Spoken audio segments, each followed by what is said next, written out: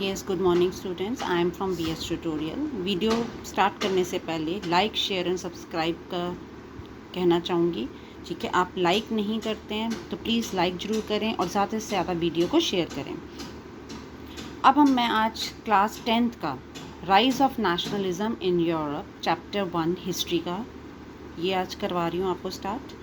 तो कुछ हम पहले टर्म्स करेंगे। तो first term is your absolutist. देखो, एब्सोल्यूटिस्ट वो होता है जो एक पर्सन जो अलाउ करता है कि हमारे क्या है, एक पर्सन के पावर होल्ड की जाए, मतलब एक ही पर्सन के हाथों में सारी पावर दी जाए। तो एब्सोल्यूटिस्ट हम किसको बोलते हैं? दैट अलाउज वन पर्सन, मतलब आपने अलाउ किया कि एक ही पर्सन पूरी की पूरी कंट्री को चलाएगा, तो दैट इज़ द एब्सोल्यूटिस्ट। तो गवर्नमेंट और ऐसा रूल जिसमें नो रिस्ट्रेंट्स मीन्स कोई कंट्रोल्ड वे नहीं है on the power exercised, means exercised आप पावर कर रहे हो but there is no control, तो हम उस टर्म को क्या बोलते हैं? That is absolutist. Absolutist term कौन सी होती है? जिसमें एक ही हाथ में आपको पावर दे दी जाए। एक तरह से ये फॉर्म ऑफ मोनारिकल गवर्नमेंट हो गई। देखो, मोनारिकी में भी क्या होता था? एक किंग होता है, किंग सारे के सारे राज्य को चला रहा होता है। तो it is just like an monarchical government. Centralised होगा, मिलिटराइज्ड होगा, मिलिट्री वे में सारी मिलिट्री सोर्सेज आपको मिलेंगी। रिप्रेसिव होगा, लेकिन लिमिट होगी पीपल की फ्रीडम में। तो मोनार्की हो चाहे एब्सोल्यूटिस्ट हो, वो हमेशा लोगों के अंदर इतनी फ्रीडम नहीं देते थे वो लोग। Clear? So next is utopian. Utopian क्या था? एक ऐसा विजन सोसाइटी का जिसमें there is so ideal that is unlikely to actually exist. मतलब कहता है सोसाइटी का ऐसा विजन देखने को मिलता है जो आइडियल भी हो बट अभी एक्सपेक्ट नहीं कर सकते उस तरह का विजन जो एक्चुअल में एग्जिस्ट है।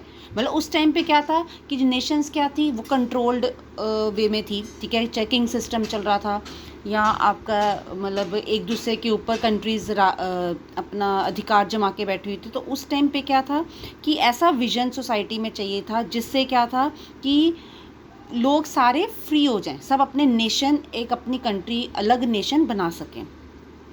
सो इसमें फर्स्ट एक फ्रेडरिक सोरियर था, जिस फ्रेंच आर्टिस्ट था जिसने एक पिक्चर को डिपिक्ट करते हुए पूरा का पूरा विजन दिखाया है। दैट इज़ यूटोपियन विजन, जो इसकी एक ड्रीम था कि हमारा जो पूरा नेशन है इस तरह का हो।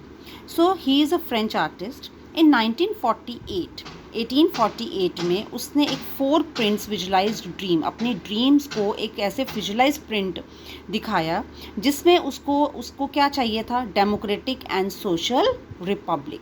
मतलब वो उस ड्रीम में क्या सोचता है कि जो नेशन है वो किस तरह होना चाहिए? एक तो डेमोक्रेटिक होना चाहिए, मतलब without any restrictions, and social Republic means socialism मतलब एक सोसाइटी बननी चाहिए, एक एस्टेब्लिश होनी चाहिए जो एक दूसरे के बारे में सोचें।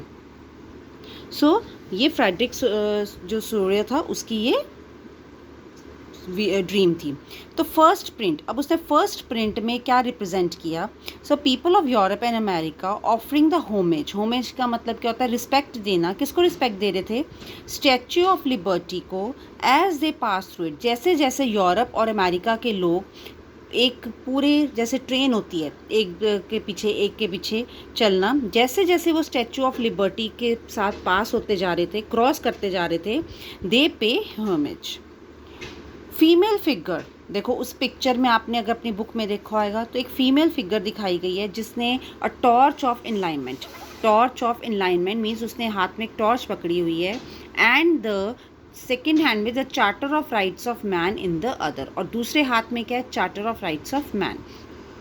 अब charter of rights of man का मतलब क्या है कि अब मैन क्या है? मैन बॉर्न फ्री है, तो उसको फ्री छोड़ दो और उसको सारे अधिकार दे दो। Means man are born free. देखो, charter of rights of man का मतलब क्या है कि एक तो मैन है वो बॉर्न फ्री है, सेकंड क्या है कि उसको फ्रीडम चाहिए, थर्ड क्या है उसको कि भी उसको इक्वल राइट्स चाहिए।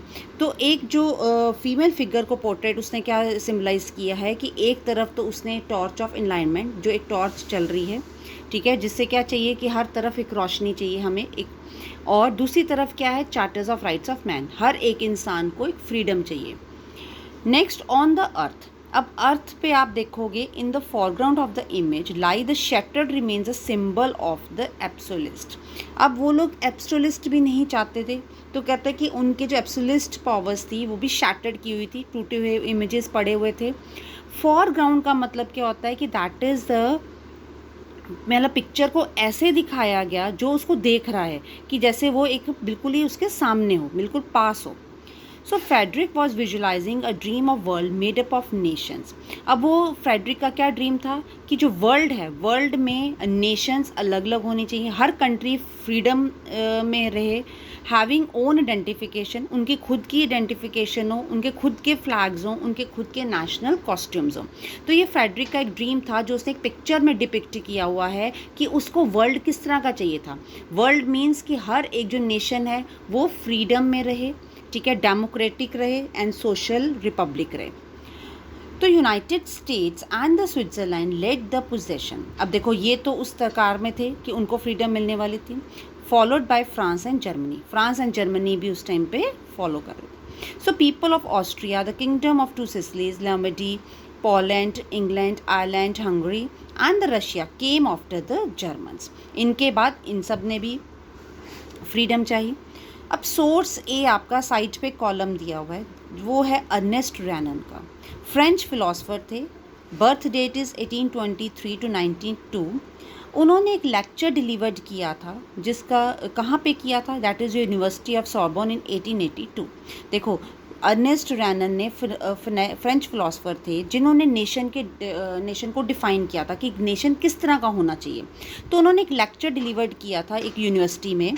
अब उसको एज ए ऐसे जो एक लेक्चर था उसको पब्लिश किया गया, बट वो जो ऐसे पब्लिश किया गया वो एक फेमस ऐसे के नाम पे किया गया, दैट इज़ क्वेस्ट ओ क्यूएनए। ये सिर्फ फ्रेंच वर्ड है ये, क्योंकि फ्रेंच फिलोसोफर थे। तो अकॉर्डिंग टू हिम, अब उनके अकॉर्डिंग नेशन कैसा है, nation is not formed by common language.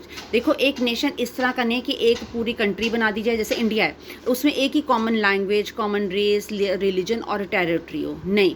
कहता है नेशन उस तरह का नहीं होना चाहिए कि एक ही लैंग्वेज, एक ही रिलीजन से चले। टू फॉर्म अ नेशन, अगर नेशन चाहिए तो सोशल कैपिटल चाहिए। सोशल कैपिटल क्या होता है कि इंसान किसी भी रिलीजन का हो, बट उसका जो गोल है, उसका जो एक पर्पस है, वो एक सेम होना चाहिए।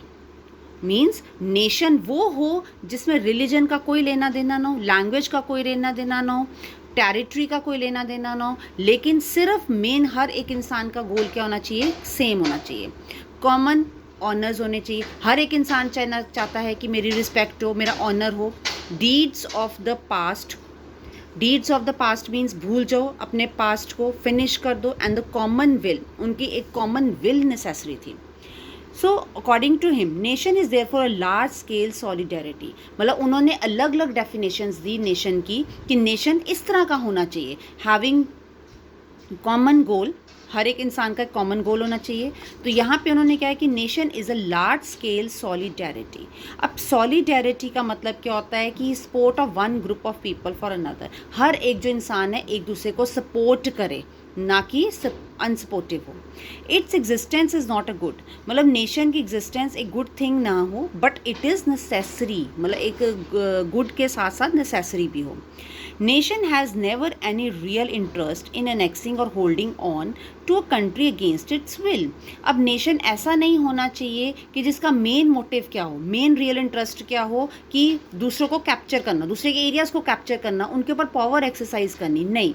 नेशन ऐसा होना चाहिए जिसमें कोई भी एनेक्सिंग ना हो और होल्डिंग ना हो किसी और अदर कंट्री की। देखो जैसे हमारी कंट्री में ब्रिटिशर्स ने होल्ड करके रखा हुआ था, तो ऐसे ही हर एक कंट्री है जिनको किसी ना किसी कंट्री ने होल्ड करके रखा हुआ था। तो अब इसके अकॉर्डिंग क्या था कि नेशन ऐसा होना चाहिए जो कोई भी किसी दूसरी कंट्री पे अपना अधिकार ना जमाए, किसी को होल्ड करके ना रखे। Now importance of nation according to him. अब नेशन की इंपॉर्टेंस क्या होनी चाहिए? First, existence of nation is the guarantee of liberty. मतलब अगर नेशन को आपने बना दिया तो पूरी गारंटी हो लिबर्टी की, फ्रीडम की हो। Liberty will not be more in case the world had only one law and only one master. कहते हैं जो लिबर्टी है वो कभी भी ज़्यादा टाइम नहीं रह सकती अगर हम पूरे वर्ल्ड में एक ही लॉ चलाएं और एक ही रूलर बना दें। तो लिबर्टी वहाँ पे भी क्या है, हमारी नहीं है। हम वहाँ पे लिबर्टी को टोटली खो देते हैं अगर हम एक ही रूल को, पूरे वर्ल्ड में एक ही रूल को और एक ही रूलर को चलाएं।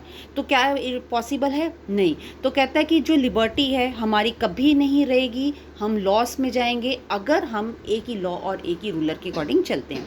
तो ये तो अर्नेस्ट रेनन के देखो इम्पॉर्टेंस थी कि वो नेशन को क्या क्या मानता था। देखो नेशन को क्या मानता था कि कोई कॉमन लैंग्वेज नहीं होनी चाहिए, एक रिलीजन नहीं होना चाहिए। अगर आपने नेशन को बिल्डअप करना है तो सोशल कैपिटल होना चाहिए, कॉमन ग्लोरीज होनी चाहिए, कॉमन विल होने चाहिए, हमारी लार्ज स्केल सॉलिडेरिटी होनी चाहिए और रियल इंटरेस्ट हमारा किसी को एनेक्सिंग या कंट्रोलिंग या होल्डिंग नहीं करना है। क्लियर? तो अगर आपको क्वेश्चन आता है कि summarise the attributes of nation as a Renan understand them, तो आपने ये सारा का सारा जो क्वेश्चन है ये आपने आंसर लिख देना है। तो अगर आपको क्वेश्चन में मैंने बता दिया है कि समराइज द एट्रीब्यूट्स, देखो जो एट्रीब्यूट्स हैं वो आपका एमसीक्यूज फॉर्म में भी आ जाता है और कई बार क्वेश्चन आपको इस तरह भी डायरेक्टली पूछा जा सकता है। Now reasons for the rise of nationalism. अब नेशनलिज्म यूरोप में क्यों चाहिए थी, क्या रीजंस उठे? फर्स्ट एब्सोल्यूटिज्म, वहाँ पे क्या था, एब्सोल्यूटिज्म था तो उनको ख़त्म करना था। Spread of liberal ideas, freedom के आइडियाज़, हमें फ्रीडम चाहिए, लिबर्टी चाहिए, ये आइडियाज़ स्प्रेड होने शुरू हो गए थे। स्लोगन लिबर्टी की, इक्वलिटी की एंड फ्रेटर्निटी की। फ्रेटर्निटी मीन्स क्या होता है, support the another people. Rule of educated middle class और एजुकेटेड मिडिल क्लास का रूलर। एब्सोल्यूटिज्म एक हम कह सकते हैं कि रिच क्लास भी चला सकती थी, एक रिच पर्सन जो होता था या पावरफुल पर्सन होता था उसके हैंड में पावर दे दी जाती थी। तो अब क्या था, रूल ऑफ एजुकेटेड, मतलब मिडिल क्लास का भी रूल हो। Now next term is your plebiscite. Plebiscite क्या है, अ direct vote by which all the people of region are asked to accept or reject a proposal। एक ऐसी वोट जिसमें हर एक जो पीपल है रीजन का वो एक्सेप्ट भी कर सकता है और रिजेक्ट भी कर सकता है। तो अब एक नेक्स्ट एक क्वेश्चन उठता था, यूटोपियन विजन, ये फ्रेंच उसका सोरियो का था। Not it depicting something idealistic, उसने जो पिक्चर में शो किया that is idealistic. Idealistic means कि जो हम लोग प्रॉब्लम्स को सॉल्व करना चाहते हैं उसको उसने उस पिक्चर में डिफ़ाइन किया कि उनकी प्रॉब्लम सॉल्व हो गई। तो वो उस पिक्चर को डिफ़ाइन कर रहा है कि स्टैचूज़ दिखा के, मार्च दिखा के, रिस्पेक्ट होमेज दे के, तो वो उस पिक्चर में उसने विजन दिखाया है। French artist visualising a dream of, और उस पिक्चर में उसने अपना एक ड्रीम दिखाया कि world is made up of Nations. तो एक वर्ल्ड में नेशंस बना दी जाएं। Showed a German people with a common flag, उसने उस पिक्चर में क्या दिखाया कि जर्मन लोग हैं, अपना एक फ्लैग दिखा रहे हैं। Although actually there were a number of different states all the at the time, और उस टाइम पे उसकी डिफरेंट स्टेट्स में कैटेगराइज हो चुकी थी nation. Now like, share and subscribe this channel. In the next video we start with the first module. ये अब आपकी इंट्रोडक्शन थी, फर्स्ट पेज की आपको मैंने डिफाइन कर दिया कौन कौन से क्वेश्चंस बनते हैं, इसका क्या मेन मोटिव था कि नेशनलिज्म यूरोप में कौन सी फीलिंग्स लेके आया था। ठीक है, थैंक यू।